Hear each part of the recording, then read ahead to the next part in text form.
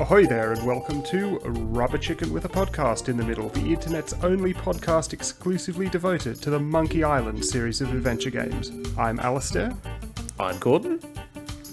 And this episode, in our lead up to the release of Return to Monkey Island, we're going to do a retrospective on our memories and experiences about the first game in the series, The Secret of Monkey Island. But first, should we talk about the Monkey Island Monday of probably the week before this comes out, possibly? No, we've got to get our skates on and get this one out before the next Monkey Island Monday. Yes, let's talk about that. Yeah. Okay. So we had a bit of a puzzle, it looked like, set on what we presume is Monkey Island in front of a monkey head. Yeah, if it's not on Monkey Island, then they're pulling some really exceptional deception on us. Yeah. Almost unmistakably the lead up to the monkey head exactly as it was in secret. And Guybrush whacking a bunch of skulls, including Murray, on stakes, seemingly to play some kind of tune or something. Yeah, this is a puzzle very reminiscent of the puzzle in Indiana Jones and the Last Crusade. Yeah? Yeah. Surely lots of people have made that observation. Clonk and Bones. Yeah. Another Ron Gilbert spectacular. So I wonder if that's one of Ron's favourite ideas, playing tunes on skull heads. And I wonder if, is this like genuinely being reused because that puzzle's been forgotten? Maybe. Well, it was Dave Grossman who posted it, and he said he was the one who designed and redesigned it. So maybe it's just a convergent evolution. Maybe he played Last Crusade and then just didn't realise he'd ripped it off.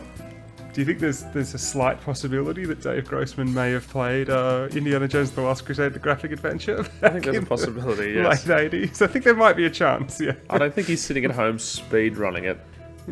But I think it maybe at some point in his life, he may have played it. Yes. We got a little glimpse of the inventory as well. A bunch of items, bones or skulls, some documents, possibly a thing that might be a hint book or something. Yeah. Possibly, as a guess. I'm wondering if there's a thing there that looks like maybe Guybrush is going to have a to-do list as well for... yeah. So in case a player's ever like, what was I meant to be doing again? That's a nice bit touch. like the notebooks that Ray and Reyes had in Thimbleweed Park, where you could double check what your objectives were. Also, we can see the GUI, the GUI of the inventory. Looks quite nice. Kind of reminiscent of the Dig, I thought, but maybe not. Okay, I'll be curious to see how you access it, because it looks like left click, right click with the mouse is for different interactions, a bit like it was in Dolores. So I'm wondering if it's a key or if you mouse over to the side of the screen to access the inventory, a bit like in Tales. Tales, yeah. Interesting to see. Yeah. What else? Okay, here's the thing I was thinking about. There's a possibility that this isn't set on Monkey Island, even though Guybrush is saying, "How was your journey to Monkey Island?" Yeah, to Murray. Are there multiple monkey heads? This kind of ties into a conversation we had a few weeks ago. Yeah. I mean, probably not, but it's a possibility. Yeah, it's a possibility. I do feel like, unless, Ron and Dave are pulling a massive fast one on us, that there's just going to be tons of nostalgia for the first game. I mean, that's what it looks like. Well, that's all we're being shown. Yeah. Well, now we're walking past the monkey head, seeing what's further along. Yeah. I mean, as long as we see what's down in Meat Hook's cave, that's all I care about. Hey, you know the entrance to the cannibal village that was deleted? Yeah. Do you reckon that's going to make an appearance? I feel like it's the kind of thing that could make a reappearance, because that was even done up in 256 colours. Yeah. That was cut so late. It's not beyond the realms of possibility, is it? I think that would make sense if they're having the cannibals appear again. If they appear, of course, Yeah. Is that a bit old hat, maybe, having like cannibal kind of characters? Like the maybe, and even from a story natives. perspective, it looks like it's possible that Monkey Island has been abandoned or something like that. That would be nice. Monkey Head looks like there's no one around. Yeah. There's no signs of a blown up amusement park around. No, I've noticed that. Maybe he's still there, buried below the ice. Yeah. And then Stan's going to get put back in a coffin at the end and shipped off to Blood Island. Yeah, it's all gonna fit in. It's gonna be very neat. Okay, so we decided in the lead up to Return that we ourselves would return to Monkey Island and discuss Secret and Revenge kind of on a personal level. Yeah. Bit of a retrospective for ourselves, just to keep it a bit tasty, a bit interesting. Yeah, general discussion, not looking at specific parts, not necessarily looking at specific puzzles or specific jokes or whatever, more like our memories. Yeah, and our feelings towards it, maybe. Yeah, and how, and playing the game over time and over the course of about 30 years and so on, yeah. Yeah, okay. When was the last time you played through Secret? Today. Right, okay, I played through... To record footage. A few weeks ago, and you played EGA?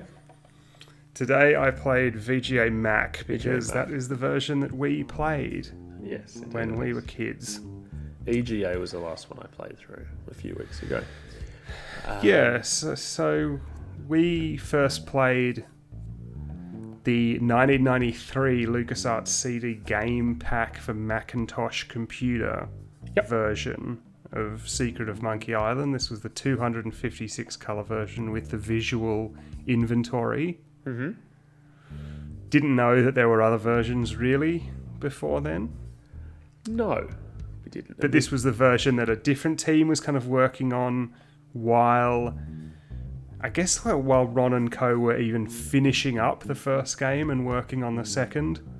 I suppose so, yeah. I mean, we didn't play it probably until about 1993, I would think. Yeah, well, that CD pack came out 93, and then maybe we played it 93, 94, presumably. If memory serves correct, it was 93. Yeah, it's hard to remember. Yeah. Yeah. The game was packaged with 16 colour versions of Loom, Pipe Dream, and Indiana Jones and the Last Crusade. All of which we enjoyed. Yeah, all good games. I don't think we played Pipe Dream that much, but good games to get on one CD, especially since I'm pretty sure our dad just borrowed it from work and never returned it, which is how we didn't have a computer that would run these games. We had a Mac SE, which I still own and still runs. But that's black and white and doesn't have the power to run these games. So Dad used to bring home, was a high school teacher, and would bring home a more powerful Mac for us to play on in the holidays. And that's I think this is an experience that a lot of people who had parents who were teachers or in various kind of industries where they got newer technology regularly at the time had, where their parents would bring home, borrow a computer for the holidays. Yeah. And you use it then, just stick it in the back of the car and take it home for a couple of weeks. Yeah, it's kind of funny. I wonder if that kind of thing happens now in some updated sense. Probably not. I don't know how it would, but yeah, I don't know. There'd probably be too much kind of security issues and stuff with doing something like that now. But back in the early 90s, you just go to the head teacher or whatever. Oh, I'm just taking this home for the holidays. Yeah, all right. Yeah, well, everything, like, if you have a computer that you work from home on, it's all linked into the system and you can't install anything, but back then you could do whatever you want with it. Yeah, exactly. There wasn't anywhere near that level of account security that you have now. No. So that was how we played it as kids. Yeah. Do you remember playing it the first time? I remember you playing it. Okay. Well, I don't know how much I actually played it. I think I mostly just watched you playing it. Right, okay. Well, dear listener, I'm 2.5 years older than you. So therefore my memory of this stuff is probably a bit more accurate. I remember the copy protection coming up, and I remember Guybrush walking down into the lookout tower and thinking it was very impressive looking. I've kind of never seen graphics like this before. Yeah, visually the 256 colour version is extremely lush and vivid. Yeah, very rich, especially for the time. It was the best graphics I'd ever seen until Myst. Of course. Yeah.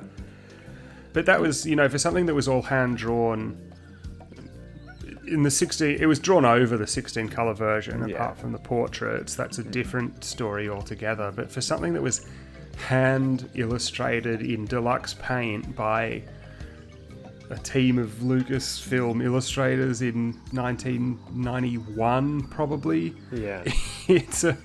Or maybe even 1990. I think maybe the original 256 colour version came out at the end of 1990. It's very, very impressive. It sure is. And that's why we don't have this kind of crunched down feeling that we would get in Chuck's Revenge. Everything was none of it was scanned. On the computer. Yeah. Yeah, and it looks great, especially the 256 version. There may be more than one, but there is a 16 colour sprite, the sprite of Guybrush landing in the Grog machine.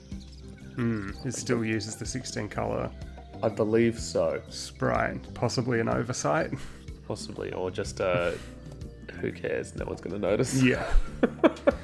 Yeah, but all the sprites were redrawn, and I mean I'll talk about the EGA version a bit more later, but I mean those illustrations in the EGA version were themselves extremely impressive, using 16 colours to get what they did. But yeah, absolutely. Looking at the 256 colour version, it's incredibly nice to look at, and your mind, like with any kind of pixel illustration, fills in the details in such a way that just enhances the feeling that you get from it, especially on Monkey Island. But the whole thing is really pleasant to look at, and probably really affected our experience.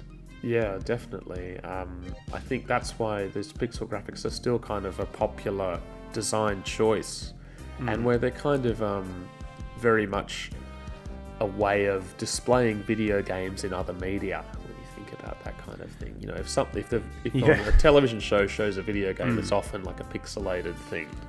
Yeah, it's instantly recognizable. Yeah. And I think our imaginations really leapt into that space. I mean, you were already, I'm pretty sure, you liked pirate media. I did, yeah. I was very much already. Pirate.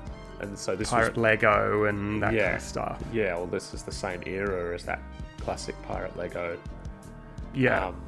It really tied into my interests, and that's why I got swept up into it.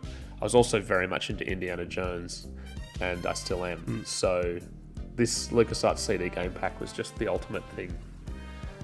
Yeah. The other thing... it was almost perfectly targeted to your interests. Yeah, it was.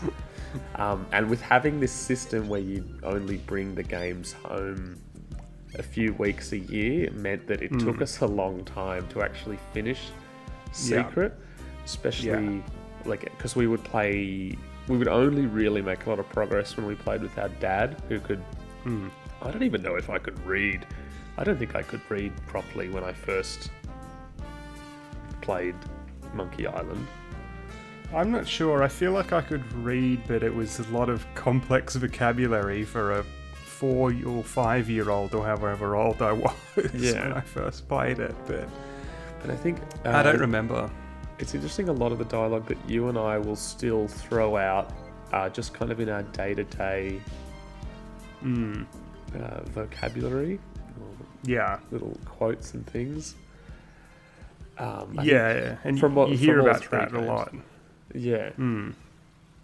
Yeah, so it took us a long time to finish that. It took us a long time to finish Last Crusade as well. I seem to remember it taking about a year, maybe, to actually finish it.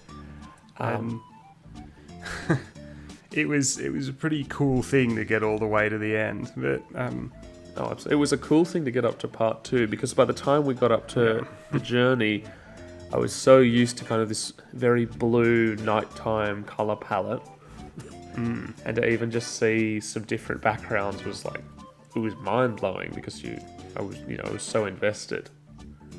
Yeah, and that's one of the things that really sticks out in my memory as well, because part 1 is so long, relatively speaking. It's about 2/3 of the game, maybe, I don't know, 3/5 if you want to be generous, but nonetheless, that transition, it's almost like you start to think, are we ever actually going to leave Melee Island? Because if you think about games back then, not that we were really playing them, but games in general were, because of the hardware limitations, could be quite limited in terms of scope. If you think about something like King's Quest 1, and I know that's from many years earlier, but you're in one, 4x4 or 5x5 kind of field or something like that. Yeah, it's not as big.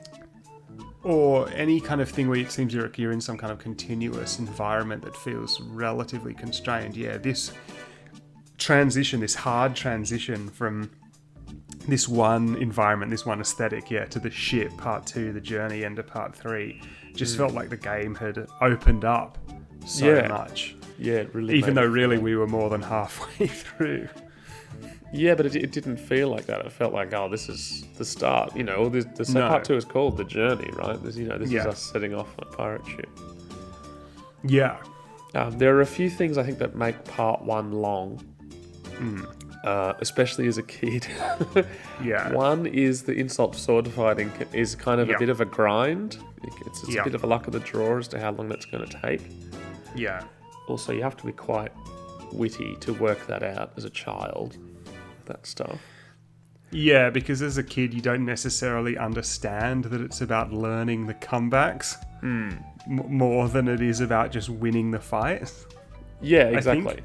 Yeah, so I think as a kid, it was like, because a part of it is winning the fights. Because you do have to win enough fights until they tell you. Yeah, you have to win 3 fights. Yeah. Or else Carla will refuse to face you, but...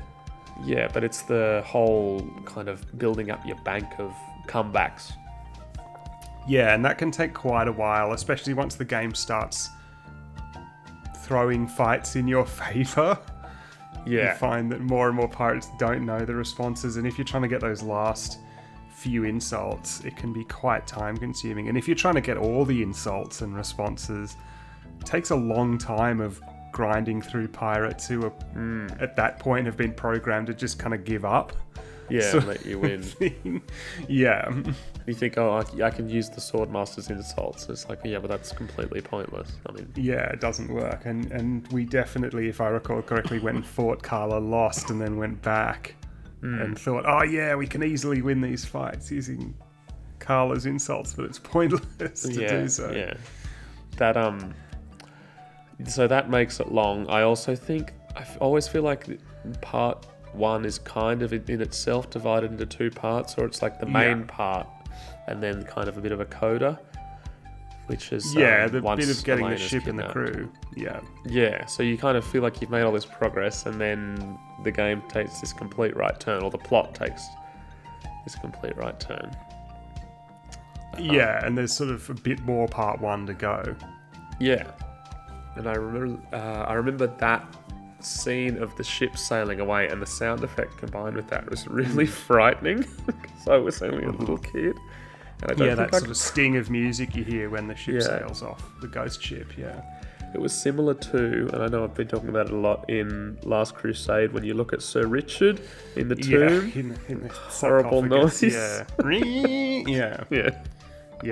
Yeah, I remember that ear-splitting digital screech. Yeah. That you get. So horrifying. I didn't even think I could turn the sound down. I didn't think about that. But yeah, this stuff, like, that really affects you as a little kid. Yeah, for a kid, there are some parts of this game that are quite scary. LeChuck is quite scary. LeChuck is scary. The point in which LeChuck bursts out of Shinetop's body... Pretty gross. Yeah, whether Shinetop was someone that he possessed and then killed, or is like a costume, we don't know. But yeah, it's gross and weird and really sticks with you. Yeah, I really remember that and being like, ugh, what the hell's going on? And kind of not really understanding as a kid that LeChuck was Shinetop. I don't think I really understood what was going on. Here's another thing I remember. When we figured out eventually, because this stuff took so long to figure out. Yeah. When we figured out how to get blasted out of the cannon to win the money. Do you remember this? We paused the game because you and I got sent to do something, have a bath or something. Yeah. I don't remember what, and we paused it. Or I had to walk away, and our dad said, to you, okay, don't unpause it until Gordon gets back, so I could see the animation of getting blasted out of the cannon. And you watched it without me. Okay, I don't remember that. Okay. So that was another thing with having, and I think this is a thing that people, like kids, experience a lot, was playing games with their parents. And it's not like our dad was like super invested in Monkey Island, but he often would play it on his own and then kind of catch us up when we got stuck. Yeah. So he got to Monkey Island before us, and then would kind of help us get up to Monkey Island. Yeah, it's hard for me to remember what was you playing and me watching and what was him playing and what was him helping us play, because my memories are so muddled up because I was so young. Yeah. The funny thing for me has been to try to remember when was the first time that I myself actually played Secret of Monkey Island, and I have no idea. I think it was sometime in the mid to late 90s, but I don't know when. The time when I was actually sitting there with the mouse in hand playing it myself. Yeah. Well, that was kind of, our system was basically, I remember this, and distinctly I remember playing LeChuck's Revenge, is that I would sit there, and I think I would often read it out to you, and we would just that's how we would play it together. But it wasn't necessarily about me being in charge, it was more about the shared experience, I think. Yeah. Well, a lot of those games were, right? People often, talk about that being a tradition with single-player games of one person or one sibling would play and the other would watch, or something like that. Yeah. And this was definitely that kind of thing. Like, Secret was the kind of game that you could enjoy as a group or something like that, because not only did it help for solving the puzzles, but because it was so funny. Yeah, definitely. The characters were so memorable that it was like playing a little pirate cartoon show. Yeah, or something like that. But has stuck around for whatever reason more than I wouldn't watch Captain Pugwash anymore, right? I mean, I might watch a bit for nostalgic value, but I wouldn't sit there and watch 2 hours of it, but I would play that much Monkey Island. So clearly there's a certain je ne sais quoi that keeps you coming back. And as you say, it's probably the comedy and the characters, the writing.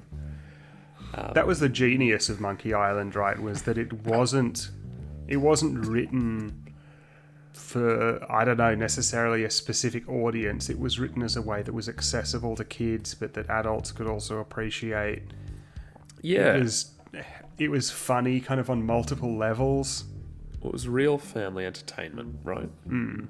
I know. And it was mysterious and interesting as well. Yeah, the story was good. Dom was talking about he and his family got I think were playing through the series and got Secret loaded up on whatever, the PlayStation, and they could all sit around, or he and his kids could sit around in the lounge room playing it together. Yeah.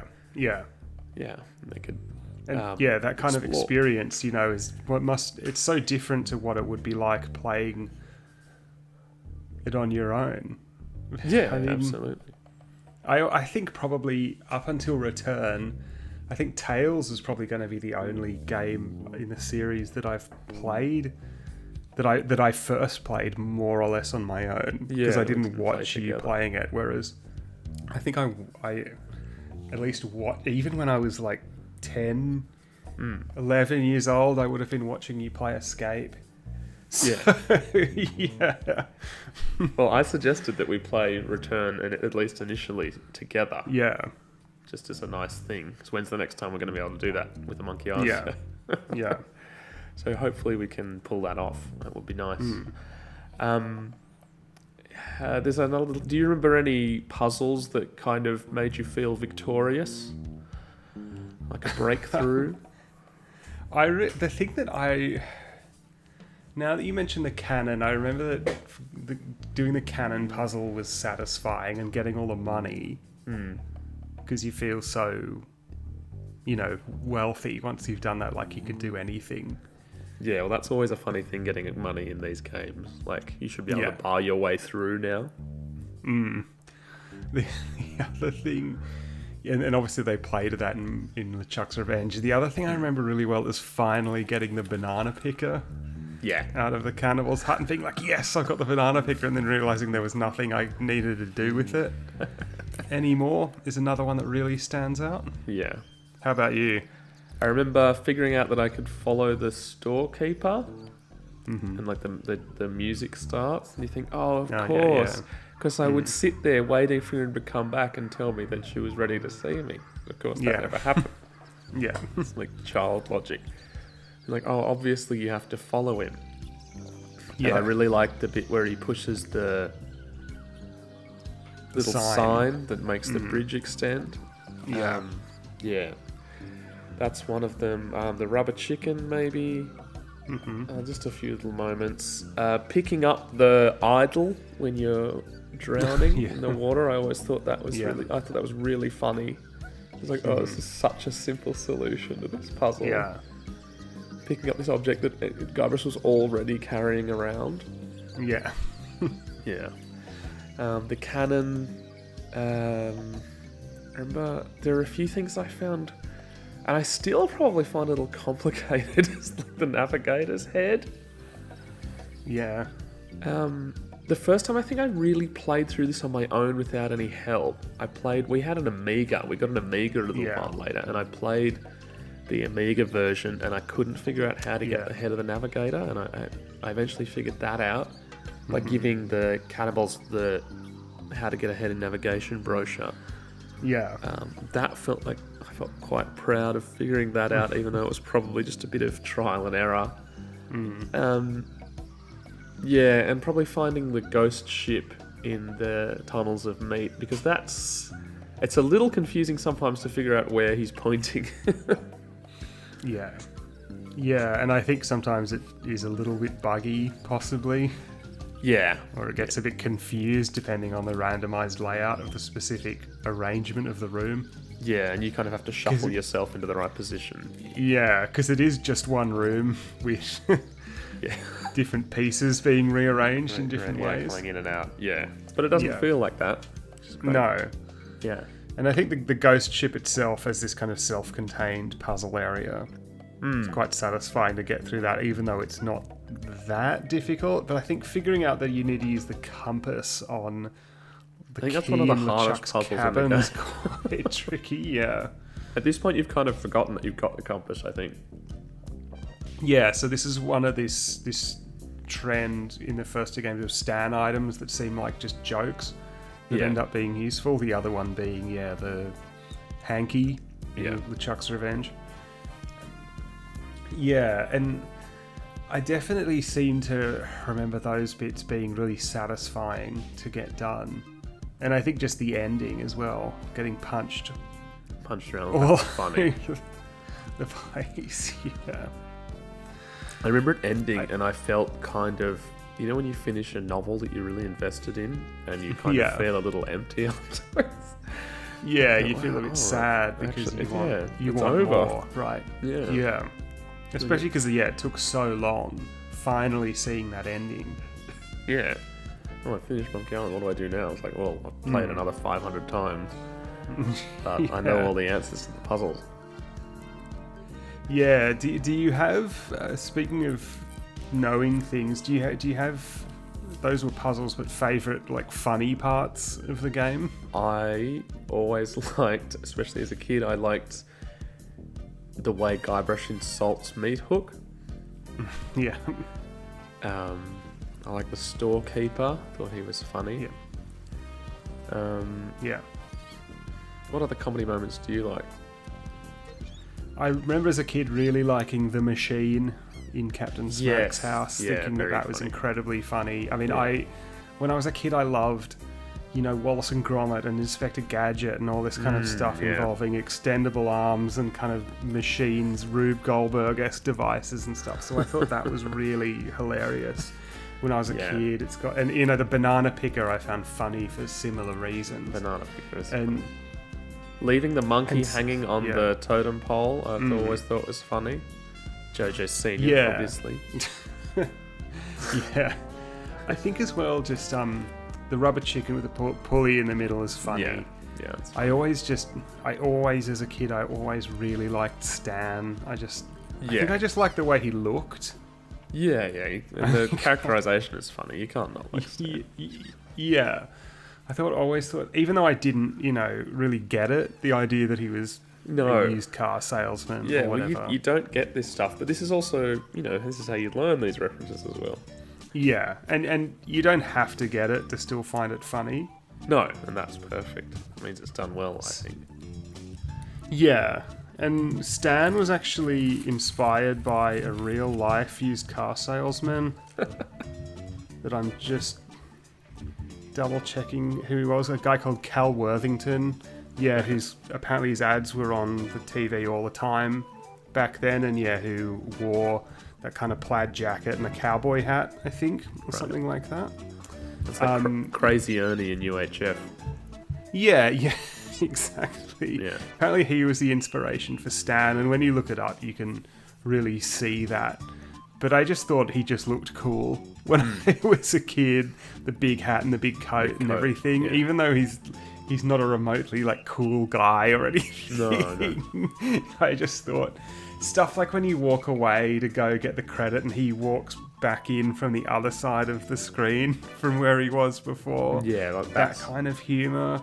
That's kind of really got to me as a kid. Real Chuck Jones kind of humour, I think. Yeah, that cartoon character humour was always really perfectly juxtaposed against the more mundane elements of the game. Yeah. And it was definitely amplified in LeChuck's Revenge. More and more of that kind of stuff. Eyes popping out and Guybrush's hair tongues. Flies off at one point. Yeah. And even with this, Stan's jaw, sticking out really far when he talked and everything like that was really funny as a kid. Touches. All the animation was great. All that stuff really sticks out to me. Wanting to buy the other ships as well. Yeah, absolutely. I tried that in my last playthrough, actually. Tried it again for some reason, I don't know. You can waste all this time, I think that's one of the other things. Speaking of wasting time, before I get to that, traveling around Melee and traveling around Monkey Island in the rowboat. If you don't know what you're doing and you're trying to figure everything out, that can add to the time. Yeah, I was thinking about this. Apart from insult sword fighting, my biggest critique would really just be walking between the Melee Island map and Melee Island town. Yes. Is a bit tiresome. Even though you can skip the lookout screen because you really have no reason to ever go back to the lookout point again. Yeah. And get the limited amount of optional dialogue that there is with the lookout. Yeah, having to walk through the dock and up that side street to get into the town. So at times a little bit tiresome, yeah. Ron, design-wise, if you've read through his stuff, he's quite critical of mazes in adventure games. Yeah. And which, of course, they used extensively in Last Crusade. That's the thing. There are a number of mazes in Last Crusade, and they can be a little frustrating. But there is kind of one maze puzzle in here, kind of, which is the fork, the forest. Yeah. But if you know what you're doing, if you figured out there's two reasons for the fork, or three, I suppose. But if you figured out the dancing lesson instructions, which is quite simple, but also as a kid, I didn't really figure it out, and I had definitely stumbled on the treasure just by chance a few times because I didn't really understand how that puzzle worked. Right, yeah. Just sort of brute forcing your way through. Yeah, stuff like that. The screens, yeah. Yeah, and I notice if you don't have the map, Guybrush won't go any further into the forest than the first screen or two, I think. Second screen, when you find the flowers. I believe that. I thought that was the case, but last time I did it, I'm sure I got into the forest without the map. I'm sure. Well, last time I tried, he refused. He's like, I'm not wandering around this forest without some kind of map. So was that in EGA or VGA? That was in EGA when I was playing it. When I tried that, I think. I'm pretty sure. It maybe if you've already found the Swordmaster, he'll go back in? Yeah, maybe. That's something that needs to be checked. I'm sure there's an obsessed fan that can comment about that. Come on. Get in the comments.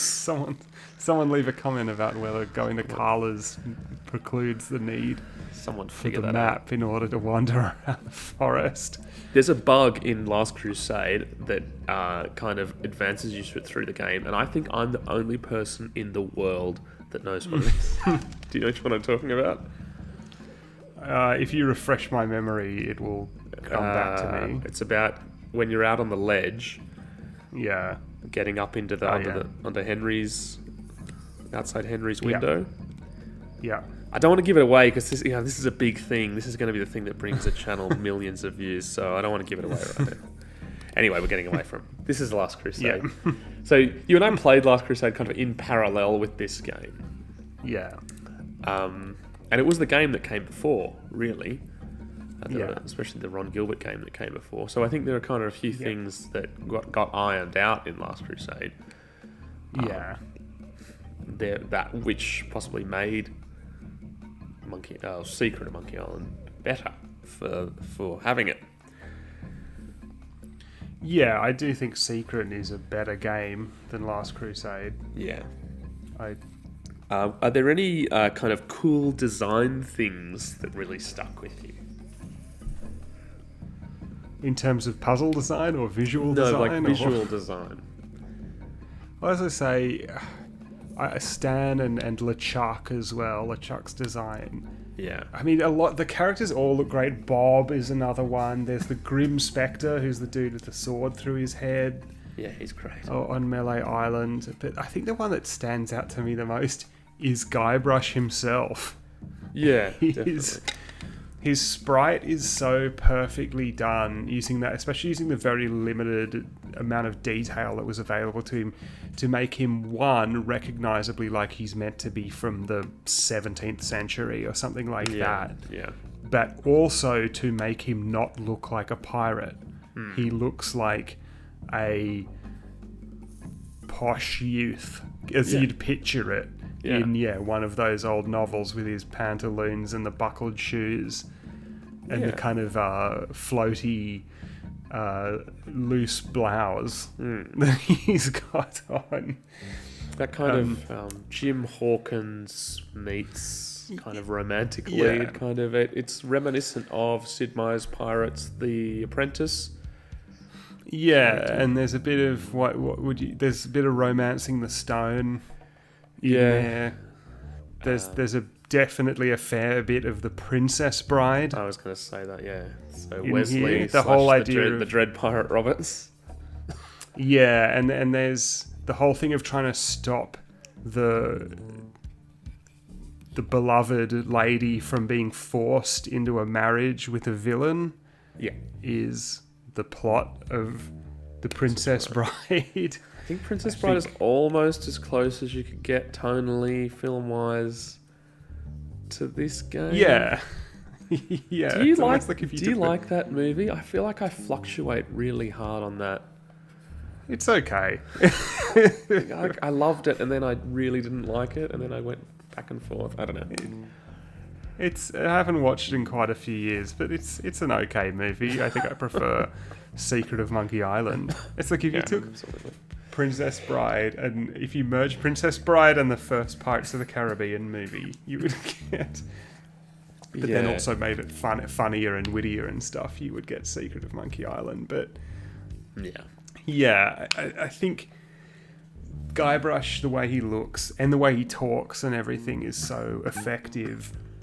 You know, you can play Guybrush in different ways. You can make him rude and kind of sassy, or you can make him kind of spacey and like he just says dumb stuff for no reason. And yeah, and that's what's great. I think I always found that quite frustrating, actually, that you couldn't talk properly to Elaine when you first meet her.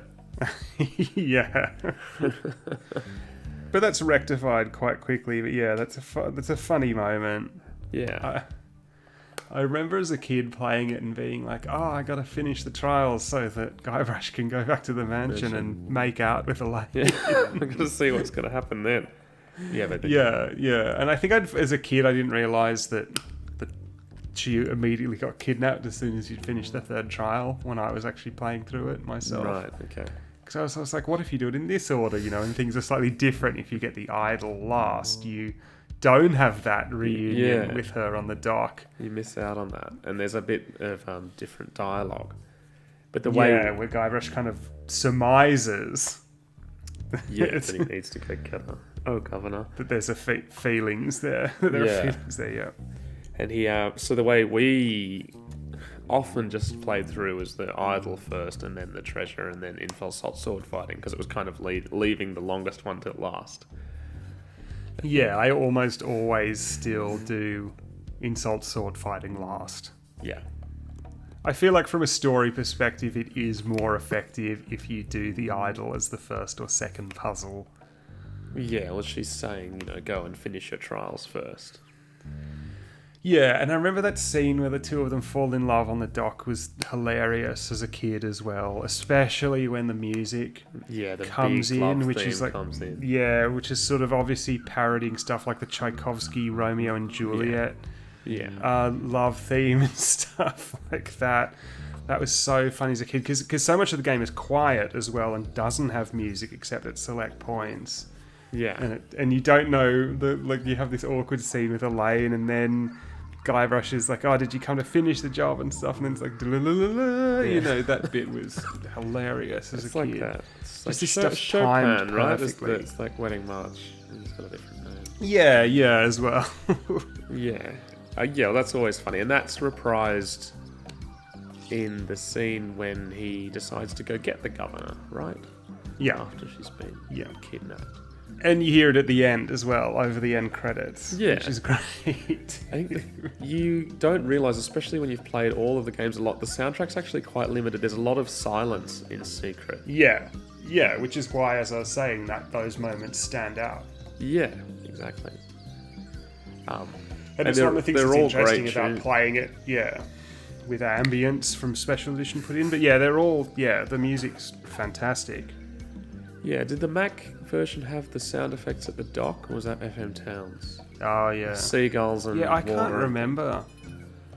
I can't remember which version, because I was just playing through the Mac version and it had sound effects but it didn't have any ambience at the dock, so it might be a different version. I need to check out my actual CD. Maybe there are multiple versions. Yeah, I think maybe there was the 1996 Monkey Island Madness re-release as well with the Red Book audio that was re-recorded. I've got a copy of that as well. Version. Maybe that's what I'm thinking of. I'm not sure. Someone will know. Someone will know. Get in the comments. Rip us to shreds. When we were kids, of course, it was we just knew this one version that we had. I thought this was the definitive version. Yeah, and it has the portraits that were hand drawn again in deluxe paint, which is unbelievably impressive by Ian McCraig. This kind of photographic looking portrait. Yeah, to look like an oil painting, I think was the... they look great. I know that you're all about the EGA, but they still look amazing, these portraits. Yeah, they're incredible achievements. It's an interesting thing that I feel like I always thought some of the portraits look a bit odd or a bit like out of place. Maybe that's me retroactively applying that opinion because I think I first played the EGA version of Secret in about 2015 or something like that. Yeah, a lot later. And I had no idea that there was this alternative artwork for the close-ups. And it blew my mind because Guybrush and Elaine looked so... And LeChuck, you just see his head, but Guybrush and Elaine looked so much like... Because these were hand-drawn in by Steve Purcell. They looked like the cover artwork and the stuff that Steve Purcell drew up for like the magazines that they published back then and stuff like that. Yeah, that's right. To me, those portraits, as basic as they are in some respects, kind of are the definitive appearances of those characters in my head now. In EGA? Yeah, the style. Not like the colours, but the style of those characters. Yeah, well, I think the close-up of Guybrush especially is kind of the definitive look, right? Yeah, to me that's what Guybrush should look like, as he does in those EGA portraits. Yeah. Again, that's not to denigrate the 256 color ones, because obviously they're so impressive. It's absolutely. I think that, it was a thing used in Loom. I think they were the only two games to use this kind of close-up effect. Yeah, and Loom and this both use them quite sparingly, and I think they kind of drop off in Secret after part 1. I think the only other close-up you get might be at the very end. Yeah, of the two of them looking out. Yeah, looking at the fireworks, the chuck exploding. Into the sky. Yeah, I always thought that was kind of horrific, that close-up of LeChuck coming towards But it was so funny, the instant replay and the blimp cam. Yeah. Stuff like that. Great comedy moment. One of the things that's interesting as well about those close-ups is that a couple of the characters look quite different. Carla and Mancomb Seatgood both look quite different in the 256 colour version to the EGA, which is just an observation. I always thought Carla in the EGA looks a bit closer to how I imagined her. I always thought there was a bit of a clash between the 256 close-up and the sprite. Not that the sprite ever had that much detail, but the EGA version for me now is the definitive one, because that's so impressive, as I was saying, in itself, in terms of what they did with a 16 color palette and absolutely, and a fixed 16 color palette as well, because with 256 colors you could have a different palette for every room. I mean, in 16 colours, you literally just had the same 16 colours for the whole game. Yeah, I mean, compare that to Indy 3 or, Zack McCracken. It's come a long way by this point. Yeah. Although, in Indy 3 and Loom still look pretty good. They look good, yeah. But I think there's a greater level, particularly in Secret EGA, there's a greater level of sophistication, I think, with the background art. If you compare the 16 and 256 colours of Secret next to the 16 and 256 colour versions of Last Crusade, there's only so much more that they could do with Last Crusade, right? With the graphic style and that. But with this, it really kind of brings out that richness. There's a lot of opportunities to improve. Yeah, and I think the way that the backgrounds were drawn in Secret in general was they were very three-dimensional. They had a lot of depth. There are very few environments that are kind of just a flat shot, a lot less as flat, it were, in cinematic terms, apart from basically the dock. Yeah. On Melee Town and maybe the back alley. Yeah. Pretty much everything has some element of depth. Well, even the dock is at an angle or something. Even the dock, you can walk up the hill, right? Yeah. And that's the other thing about EGA. The dock has the beloved sunset that you don't get in the 256 colour version. Which that's right. I've seen people comment on. And that's a really nice touch. Mix and Mojo and stuff. And it gives you that kind of sense of progression and time, even though it's always 10 o'clock. Yeah. So, see, this is the thing, we've been talking about it for a while, and we're still talking a lot about the 3 trials, right? It is the majority of the game. Yeah, it is the bulk of the game, even though during an initial playthrough, I think Under Monkey Island feels almost as long, but more deserted. Monkey Island, it's 4 screens of map. It feels huge. Yeah, but it's not 4 screens of locations. Content, yeah. Yeah, when you get there, though, it's like, whoa, this is massive. I was on this, this island I was on before is nothing compared to this. Yeah, this is huge and full of jungle. I think maybe the puzzles, some of them are a bit harder as well, so it might take you a bit longer to get through it. And as I say, it takes longer to walk around. It's not just walking around that overhead map of Melee and through the town. Yeah. Yeah, they just create this sense of vastness to the space. Yeah. Shishka Bob, Shishka Joe, and Shishka Larry. Another really funny moment. Joke you enjoyed. Yeah, it is, especially compared to kind of how horrific that is. Yeah. These are all dead bodies. Yeah, yeah. And that it's spooky. road leading up to the monkey head is pretty creepy.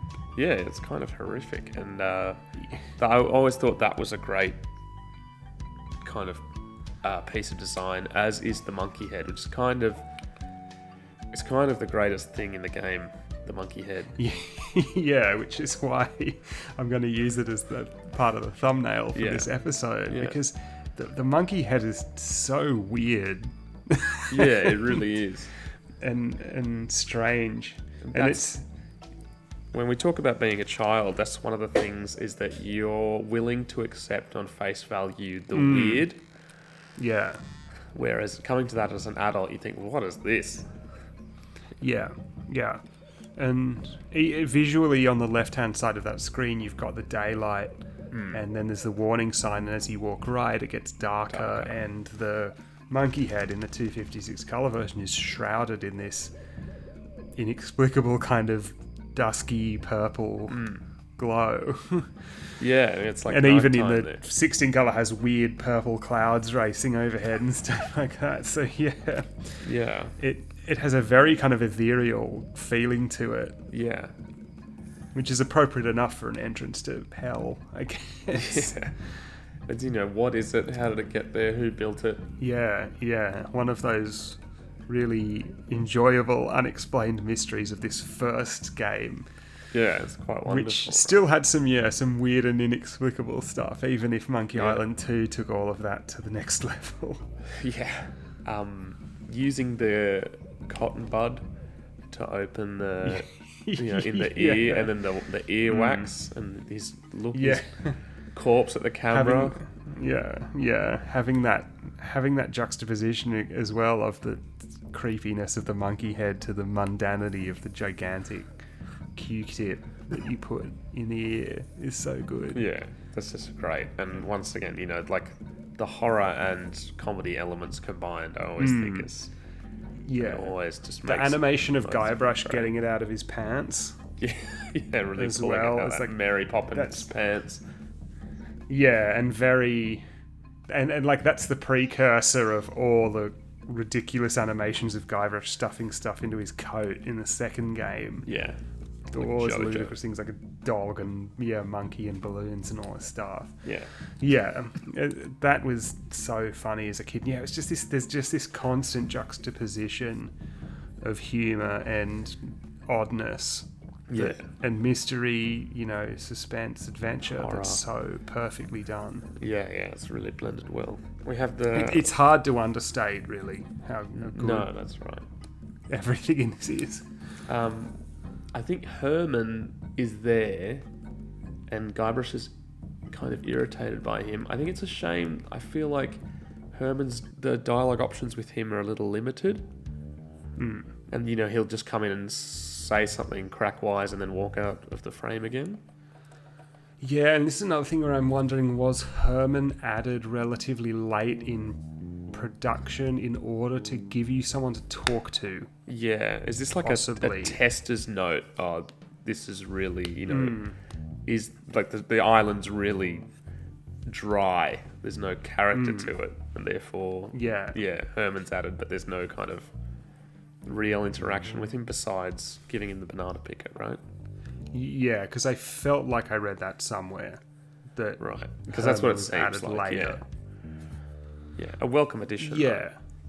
Yeah, but as you say, he doesn't become part of a puzzle until you give him the banana picker at the end. Although possibly he offers some hints, sort of, by talking to him, but if more just context. He breaks might the help fourth someone wall figure out as well. Yeah. Way. So although Guybrush does that himself. Yeah, true. Can't help earlier in the game. I can't help but think you may feel the same. After you fight Captain Smirk. Yeah. Yeah. So there's a good contrast there that the Guybrush is only aware of the player when it's funny for him to be aware, and at other times he's not. Yeah. I was just going to say Guybrush has a lot of that amusing kind of youthful enthusiasm throughout as well. Absolutely. Like I see you captaining a ship, and and he goes, this stuff's great, cool. Yeah. What's another thing? Spill it. You can say that to the voodoo lady when she's going to tell him stuff, which he has that kind of late 80s 90s kid dialogue to a certain extent, which is quite funny. Kind of surfy Bill and Ted kind of thing. Call me Squinky. Yeah. My son thought that was hilarious. There was a joke I noticed today where in a church, if you don't get stuck into the I can't believe you or whatever routine with LeChuck, one of the other things you can say is, I'm going to put this in the footage. I've come to stop you. I had to stop you from marrying the governor. LeChuck says, "What are you going to do about it?" And one of the things you can say is, "I'll whack you with a rubber chicken." And I can't remember the last time I saw that today, and I thought that cracked me up when I saw it today. That's kind of it gives it the replay value, right? That's why we're still playing it. Yeah, there's so much optional dialogue in this. Yeah, and there are especially in the second game, like there are these really great dramatic moments as well. Like it really has both. Yeah. I feel like Secret is possibly a bit more played for grins. Yeah. Secret is like the ultimate adventure. It's like the perfect adventure, and that's why it's so effective for us as kids. Yeah. You have this series of goals, and it all followed Ron Gilbert's design philosophy: clear goals, clear sub-goals. But it's fulfilling this childhood dream, appropriately enough, again, given Monkey Island 2, etc. What do you want to be? I want to be a pirate. When they think of being pirates, they don't think of being a pirate. Being a pirate doesn't mean raiding ships on the Spanish Main and all that sort of stuff. No. It means digging up buried treasure, finding piratey things. Having sword fights, finding ghosts, and magic and stuff like that. Pirates. So that's what being a pirate. Well, they were. It's like being a superhero or something like that. Yeah. But in the world of children's fiction, a pirate isn't some kind of thug or criminal. No. A pirate is like an adventure haver in a specific context. Exactly, and this thing can just be earned by fulfilling these three things. Yeah, you do these 3 tasks, and then you're a pirate. Except, arguably, Guybrush never becomes a pirate because he's never signed off. Because you can never actually go and show all 3 tokens of your victory to the pirate leaders. This is another thing Innuendo Studios points out. But I think that always struck me. I remember as a kid being like, it's impossible to show the pirate leaders all 3 things. Or, hang on, I just finished a trial, but Elaine's gone. Oh, I just got back to the ship with the root beer, but the ship's gone. Yeah. I just got back to Melee Island with my root beer, but I lost my root beer. And that didn't escape my notice when I was a kid, that although I didn't quite understand the significance of it, I don't think, but the fact that the whole point was just to have the adventure, and that the goals, you never actually achieve any of your goals. No, that's you do in a sense, but not in a way that actually you reach a conclusion of the thing that you're trying to do. Yeah, but the goal that you were aiming towards, you never actually achieve. But that's the thing. Guybrush's goal was never to blow up LeChuck, and yet it's kind of the only thing that he actually does. He never set out really to do that. Well, children don't question this stuff. You have to fight the bad guy because you have to fight the bad guy, right? You don't need that motivation. But it's clearly very intentional on the part of the developers definitely. That everything Guybrush does is always subverted at the last minute. Yeah, and made to be pointless. Yeah, and Monkey Island 2 did this as well, and I think it's the later games didn't. Yeah. which sort of affects the way that they feel a little bit. But yeah, I think so. Yeah, that's why the idea that this whole experience was kind of, you never actually did any of the things you were trying to do, is one of the things that makes it so clever as well. Yeah, and funny. And so it has this endless kind of mysterious appeal of like, oh, but what if I did it this way? Would I be able to? Yeah, what if I played it again and I actually could do it? Yeah. I mean, there's a lot to talk about here. I was just thinking then about the change in environment after you've finished the 3 trials and you go back to the Scum Bar, and you're so used to seeing the Scum Bar as a certain environment that it's changed, all the pirates have gone, and it kind of gives it this whole other spin. Yeah, very effective again. Yeah, we're going to see the Voodoo Lady again. We haven't even touched on the Voodoo Lady in Secret, really. Completely optional to go and see it. Yeah, completely optional. Very mysterious. I always like the skull cauldron kind of coming out of the ground. She doesn't really tell you much at all. Everything she tells you is kind of a vague prophecy of something that happens in a manner of speaking. Yeah. She's later in the game, like going inside a giant monkey and stuff like that. And Guybrush thinks that sounds disgusting. Yeah. Gross, yes. Yeah. She becomes much more important in the second game to guide Guybrush. Yeah. Do you want to talk about the ending? Yeah. That's another funny thing that I remember. I was going to say is LeChuck winding up the big punch. Yeah, that's when I talk about that Looney Tunes kind of joke. Yeah, really stuck with me as a kid. Yeah. Stan getting punched as well, and then reappearing at the end, falling into the sea. Yeah. So, again, another great gag. The multiple endings with the crew, depending on what you did. Yeah. You can choose to zap Bob or not. Whether you sink your own ship or not. It turns out Herman has a ship anyway, but he needs someone to come and rescue him. Yeah, and again, that's one of those things that makes me think Herman added later. And then they needed to write that away. Yeah, the ending... The ending, I think, as kids, we found a bit tricky as well, right? Like, just getting punched all over the place and wondering what you were supposed to do. Yeah, we had to be quick, right? But obviously, your options were very limited. Yeah. Stan approaching at that point, you have LeChuck no inventory or anything. Yeah. as if he was a customer. Yeah. I can see you're a man of the world. I always remember that bit. Yeah. Again, from being a kid as well. Yeah. There are infinite things, it feels like, to talk about. Like, my head is kind of bringing up all these things, and we will go into more detail, I think, overall. Yeah, we'll still look at the individual parts at some point. Yeah. But yeah, I remember the ending just feeling really triumphant. Yeah. As a kid.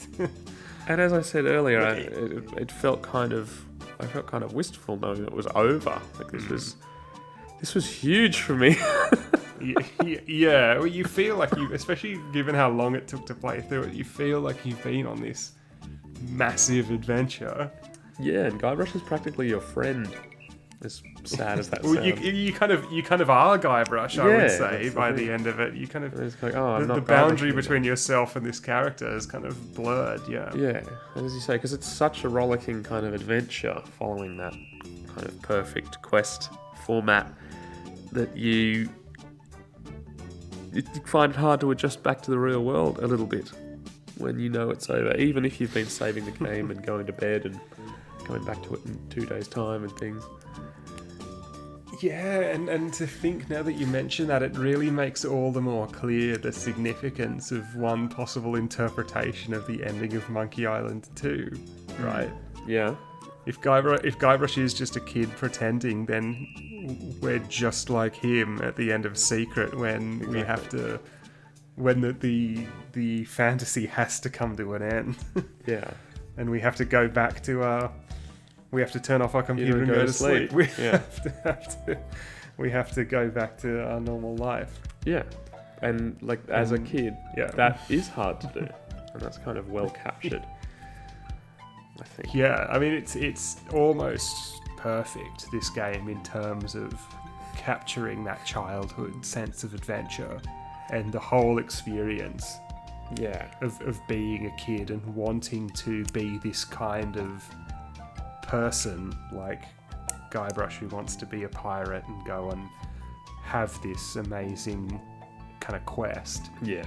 It's kind of the ultimate. This is one of the perfect adventures, I would say, as a story. Yeah, I agree.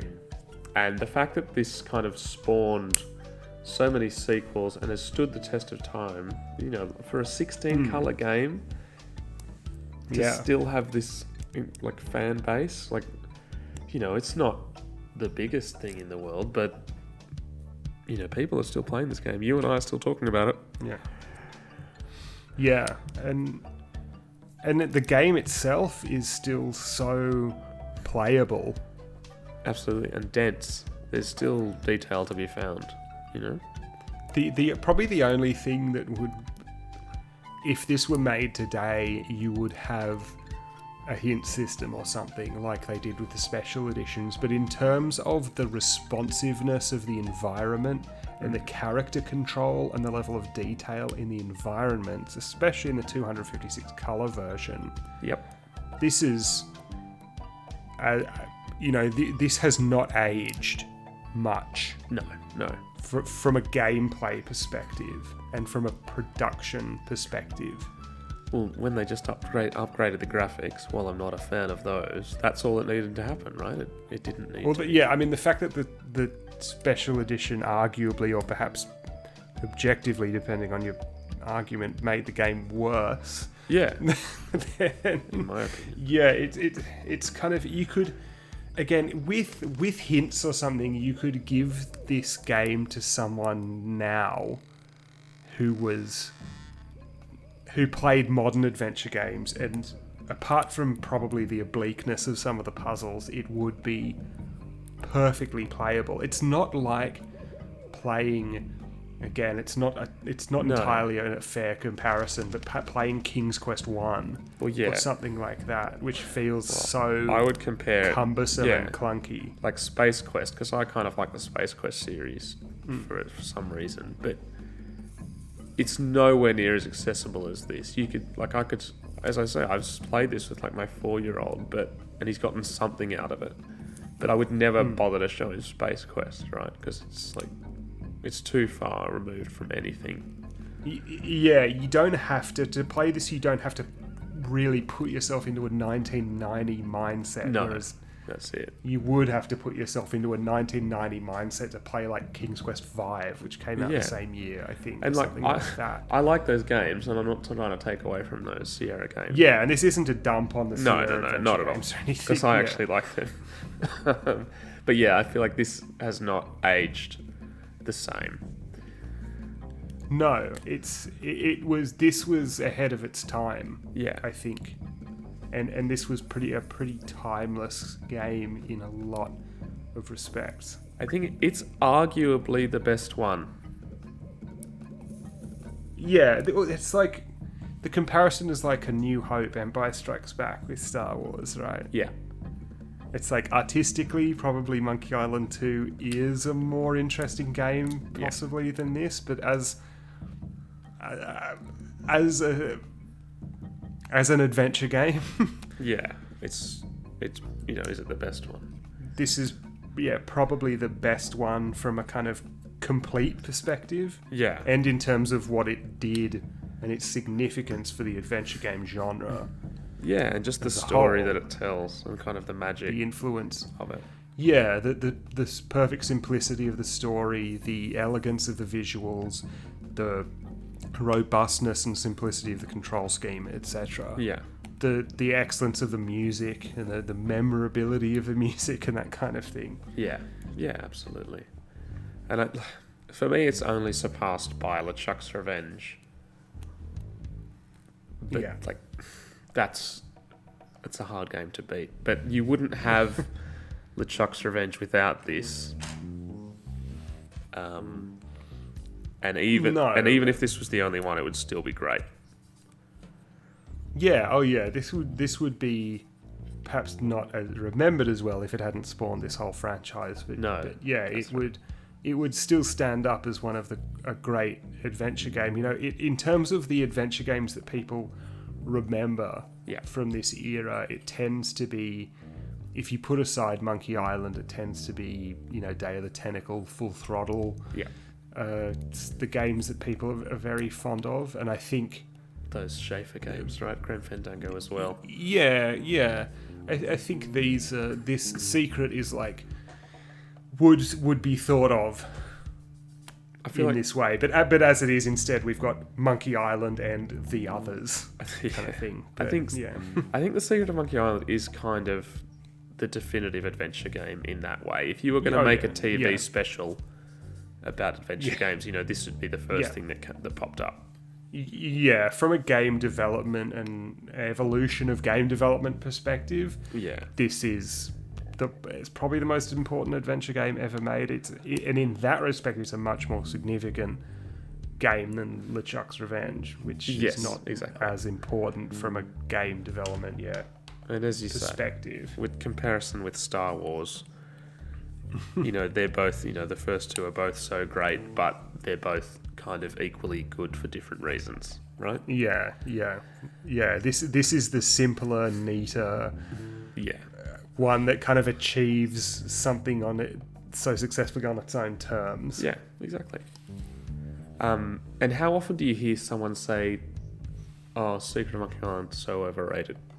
Have you ever read that? Yeah, I can't think of anyone saying that they thought that Secret was one that was overrated. It's always LeChuck's Revenge. If people say that one is overrated, it's almost always Revenge. Yeah. In my view. So yeah, I think that this one has almost that kind of universal appeal, even if it's not someone's favourite game in the series. Yeah. Even if they came to it later, I think it's still sort of respected. I'd like to think be so successful as what it is. I assume if you'd come to Tales or something, 100%. maybe this would be far removed from what you thought the series was like. Perhaps. Oh yeah, for sure. Yeah. But it's interesting to think the experience of playing Tales, for example, versus playing this. This game is okay. The puzzles are a lot harder than Tales. But this game is so much easier to play. Absolutely. Than Tales is. Tales, despite being made 20 years later, feels clunky and cumbersome. Yeah. Like a really old game, like we've seen before from the 80s or something like that. Yeah. Because things got overcomplicated. Yeah, overcomplicated. Again. And things like, I think simple things like my reading speed is a lot faster than my listening speed. And also a lot faster than my reading speed as a 6-year-old. So if I need to, I can read all the dialogue and just hit the full stop button or period, and just smash through the text. And, you know, things like that kind of take out the frustration of playing the game. Yeah. And that makes it makes a big difference in terms of playing one of these text-only games, and which is also complemented by the fact that the writing for this game is so good. Well, yeah, that's the other thing. Which the text is so, which is something great. It's something that's missed not only in other later Monkey Island games like Escape and Tales, but adventure games in general. Yeah.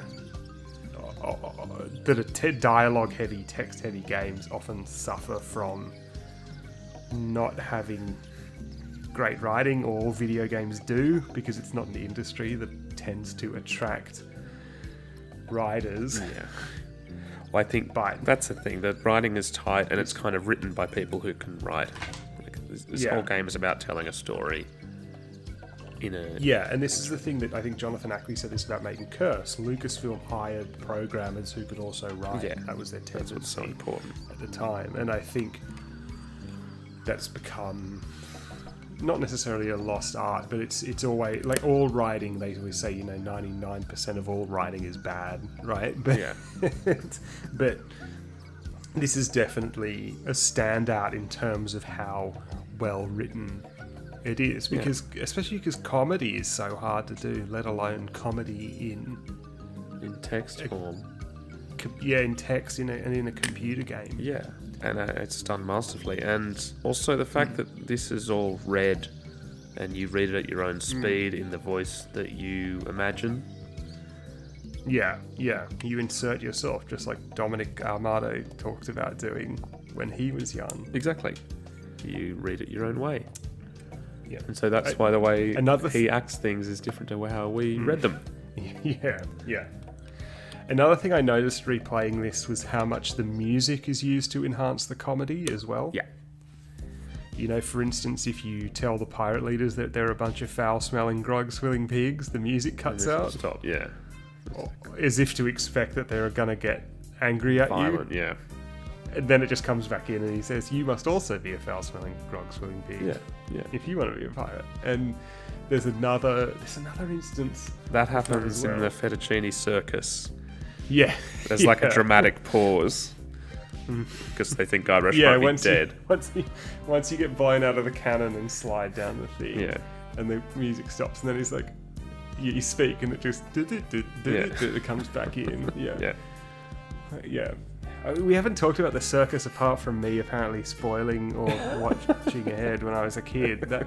The circus is so funny. Like, I guess it's kind of a weird stereotype to look Italian circus performers, but that bit's so funny. Like the way that Alfredo and Bill talk to each other and to you, and just the general atmosphere of that whole thing. Well, it's really kind of very out of place. I mean, a circus like that would exist. In some sense, but not like a 20th century circus the way it's presented in this, which is looks like something from either the end of the 19th or the first half of the 20th century, where they're in the puffy outfits and the slippers and the big stripy tent and everything like that. Yeah, as you say, it's very 20th century, possibly It's 19th a century. big anachronism. Costumes and tent. The big moustaches. And everything. It's kind of like classic strong men kind of. The fact that neither of them want to do the cannon trick, then they both want to do the cannon trick, and then they start insulting each other. Yeah, slacker, loser, ruffian, fop. Yeah, you remember it. Great line is when I think it's one of them goes, hooray, we are spared an embarrassing and financially debilitating lawsuit. It's a great line. Yeah. Stuff like that kind of comedy is hard to do well. Yeah. That kind of stuff is done so well. There's great in this game. Great establishing shots, kind of coming out of the forest into the clearing. Things like that. Yeah, with all the carriages, the caravans and stuff. Yeah. Parked around the clearing and everything. There are a number of examples for that. Like there are no locations where you go to a house and it's just a house. You know, you're already inside the house. You're always outside the house first. There's always some kind of context provided. For every location. The bridge with the troll. Something was wrong. The troll's a weird thing. It's a bizarre moment. Yeah, and it literally... I don't know what to make of that. Literally a red herring. Yeah. I think the only thing that I want to say about that is that I think it's a damn shame that they didn't get George Lucas to voice the troll in the special edition. It's a really weird choice in the special edition, because I was playing Ultimate Talkie recently that they give the troll a Cockney accent for some reason, and at the very least it should have been a George Lucas impersonation. Yeah, that's what I think. I find it really, especially because they made him look even more like George Lucas. Yeah. When he took the head off. Yeah. So I find that a really odd choice. I just reckon George Lucas would have been there sometimes. I reckon they could have gotten him to do it. He would have done it. Maybe. He would have been wandering around the ranch. Yeah, the troll is a very odd part, and of course once you get past the bridge, you never see it again. I feel like the troll is a bit more of a LeChuck's Revenge kind of thing. It's like a character in a costume. Yeah. A guy in a costume guarding a bridge for no reason. Yeah, until you find... Well, I mean, it's kind of evoked again with Elaine's bridge guard in LeChuck's Revenge, or the Causeway Guard. But yeah, it feels... I feel like that's like a parody of something from a fantasy game, because that feels like something from King's Quest. Yeah. Or something like that. Yeah, maybe you're right. Well, and the whole point was, right, that it was pirates and not kind of classic high fantasy stuff. Yeah. Which was Ron prevalent. Gilbert didn't want to make a fantasy game. Yeah. So, and the fact that it feels like a fantasy character, but once you get past him, you see that it's just a guy in a costume. Yeah. Which again feeds into this idea that Guybrush's whole adventure is kind of a performance. Well, yeah, a guy in a costume. On some level. A very theme parky thing. Yeah. That there's sort of multiple levels of performance going on in this world. Guybrush himself is kind of performing at being a pirate, and that's kind of echoed by the fact that there are performative characters like circus performers. Yeah. This troll in a costume, and Stan is putting on a kind of performance and that kind of thing. The alley, a circus. I love a circus. LeChuck is in a costume. LeChuck pretends to be Shine Top. He's wearing like this creepy skin suit, pretending to be Shine Top. Gee, I feel much safer knowing there's an officer of the law around. Yeah. That also reminds me of the church on Melee Island. Yeah, the church. It's a complete red herring. That horrible screeching organ music. Yeah. When you go inside, completely useless in the first chapter of the game. You can go in and there's just literally nothing you can do in there. Yeah, but it's so great that you can go in. Yeah, it's just so interesting. Like as kids, I remember going in there and being like, why is this here? What are we supposed to do here? Yeah. Is something meant to happen? Yeah. What's the point of this environment? And then just foreshadowing for later. When the penny drops that later you have to come back to Melee. Yeah. Fun fact as well, the guy who prevents you from going back to the governor's mansion after you finish the trials. Yeah. You never really He's see. actually a slightly recolored Otis sprite. Right, okay. I've seen someone, because obviously he's been crunched down using scums,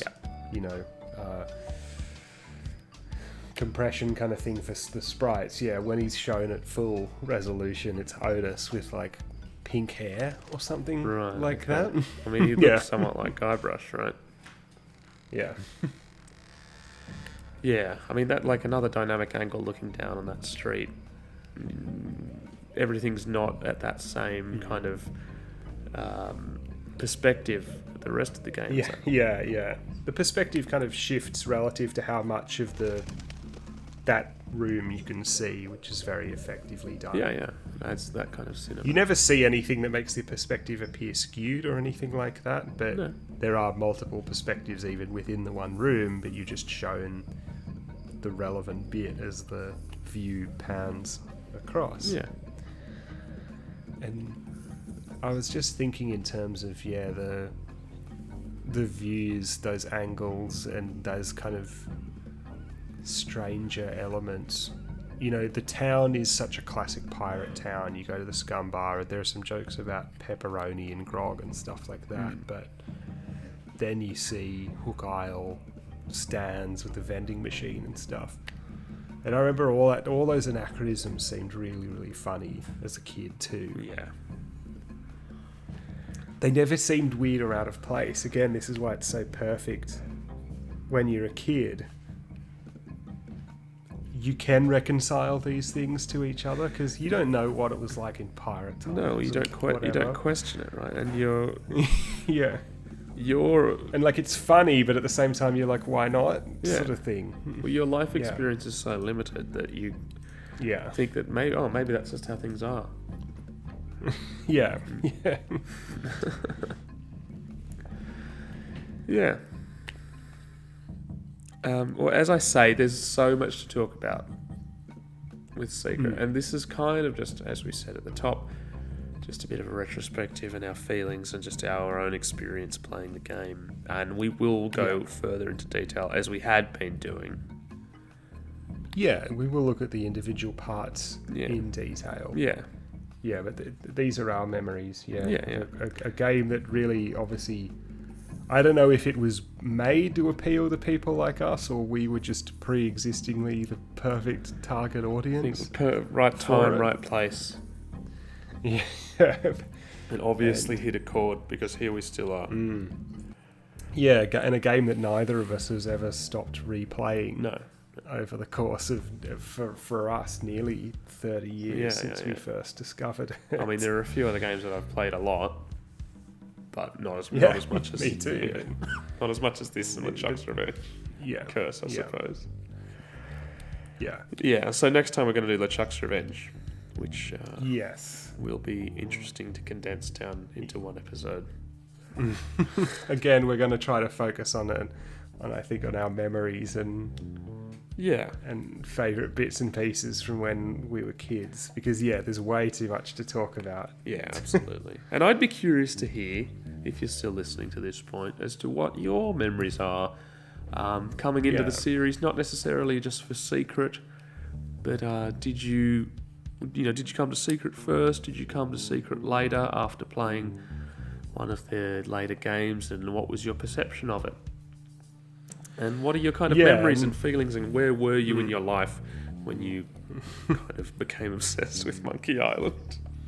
Yeah, such that you would stumble upon this very obscure YouTube channel that YouTube has completely buried in the algorithm, so I don't know how anyone's able to find it. Do you think we get some viewers?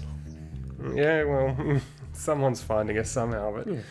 and what version of Monkey Island did you first play? Yeah. As well, is another good question. Was it the special editions? Was it EGA floppy? Was it one of the many incarnations in 256 colours that came out over the course of the 90s? And the other thing I really like to hear about is people's kind of early computer experiences.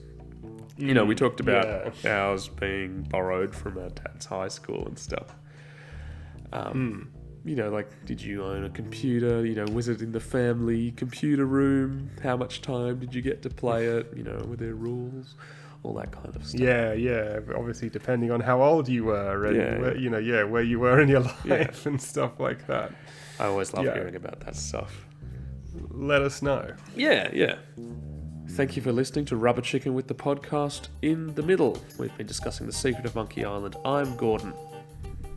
And I'm Alistair. Tune in next time for our thoughts about LeChuck's Revenge.